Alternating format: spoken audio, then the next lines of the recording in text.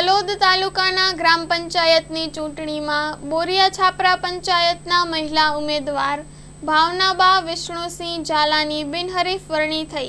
સાબરકાંઠા જિલ્લાના તલોદ તાલુકાની સ્થાનિક સ્વરાજ્યની ગ્રામ પંચાયતની અંદાજિત 55 જેટલી ગ્રામ પંચાયતની ચૂંટણીલક્ષી કાર્યક્રમ જાહેર થતાની સાથે જ ગ્રામ્ય વિસ્તારમાં ચૂંટણીલક્ષી માહોલ વચ્ચે રાજકીય માહોલ ગરમાયો છે।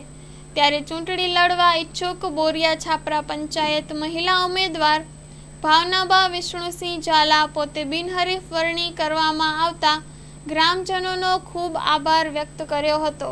Story report by Dilip Parmar, Talod. नमस्कार। भावनाबा विष्णुसिंह ઝાલા जगह बोरिया छापरा ग्राम पंचायत बिन हरीफाई में ग्रामजनों बड़ी समझ तरीके से करी है। गामना બધા જ કામ કરવા માટે સમજ છે।